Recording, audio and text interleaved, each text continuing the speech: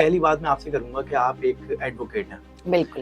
تو مجھے یہ بتائیں کہ عموماً کون سے کیسز آپ کے پاس ایسے آتے ہیں یا تاریخ میں آپ کے اپنے جو کریئر ہے اس میں کوئی ایک ایسا کیس جو آیا ہو آپ نے جس نے آپ کے جو ہے نا وہ ہوش اڑا دی ہوں اور حمیرہ صاحبہ کو جو ہے بڑا انہوں نے حیران کیا ہو, ایسا کوئی کیس؟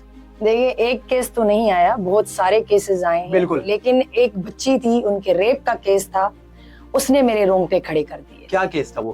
وہ یہ تھا کہ وہ بچی جو تھی 13 سال کی بچی تھی اور 13 سال کی بچی کے ساتھ 6 مہینے مسلسل ریپ کیا گیا تھا, اور گینگ ریپ.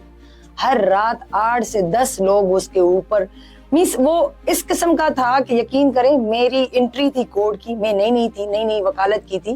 یہ کتنا سال پرانی بات ہے؟ یہ تقریباً 4-5 سال پرانی بات. ٹھیک ہے.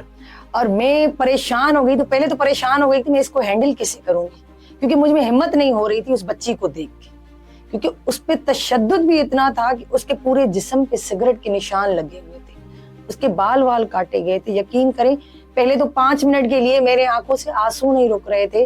میں یہ سوچ رہی تھی کہ یہاں اس قسم کے کیسز آتے ہیں, میں کیسے کر پاؤں گی وکالت.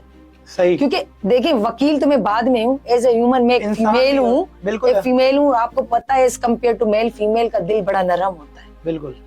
اور مجھے یہ لگ رہا تھا کہ شاید بھی میں اس پروفیشن میں کام نہ کر پاؤں یہ دیکھ کے, لیکن میں نے ہمت کی اور ان کا بھرپور ساتھ دیا. اور وہ واحد کیس تھا جس کو میں اس طریقے سے لڑ رہی تھی کہ جیسے میرا اپنا کیس ہو, جیسے میں ہوں اس جگہ پہ. تو عموماً جو ریپ کیسز ہوتے ہیں جس میں بچیاں شامل ہوتی ہیں اور وہ ریپ بچیوں کے ساتھ ہوتا ہے, تو گھر والے جو ہوتے ہیں وہ عموماً کورٹ کیس پبلک میں ان کو لانا اور ایک عام کر دینا, یہ والی بات وہ نہیں چاہتے کہ جو ہے نا ان کی بچی کا یہ کیس مارکیٹ میں سب کے سامنے آیا. تو کس نے جو ہے وہ FIR کروائی اور کون اس FIR کا مدعی بنا تھا؟ میں آپ کو ایک چیز بتاؤں, لوگ اس لیے بھی نہیں آتے, دیکھیں ان کو بھی برداشت کرنا پڑتا ہے. سب سے پہلی سیڑھی ہوتی ہے تھانہ, پولیس. آپ سے ہزاروں سوال کیے جاتے ہیں, آپ سے رشوت ڈیمانڈ کی جاتی ہے. اچھا. بالکل کی جاتی ہے. اگر کوئی غریب بندہ چلا جائے نا تو اس کی تو FIR بھی نہیں کٹتی. وہ یہ نہیں دیکھتے کہ سامنے والا اتنا غریب ہے کہ اس کو پاس کھانے کے لیے بھی کچھ نہیں, مجبور ہے. اس کے بعد آپ آتے ہیں کورٹوں کا دروازہ ناک کرتے ہیں. کورٹ میں بھی انصاف لینا اتنا آسان نہیں ہے. آپ چیخ کے انصاف لیتے ہو, یہ نہیں کہ آپ نے FIR ڈال دی اور آپ کو فوراً انصاف مل گیا, نہیں. وہ ہر طریقے سے ایک سیڑھی سے لے کے 10 سیڑھیوں تک آ کے اتنا تھک جاتا ہے, مجبور ہو جاتا ہے کہ کہتا ہے کہ مجھے بھائی کیس ہی نہیں کرنا. ایک تو رسوائی, ٹھیک ہے, اوپر سے پریشانی, اوپر سے انصاف کے لیے آپ پریشان ہوتے ہیں, اوپر سے پولیس آپ کو ہر وقت تنگ کرتی رہے گی, آج یہ بیان دو, آج بچی کو.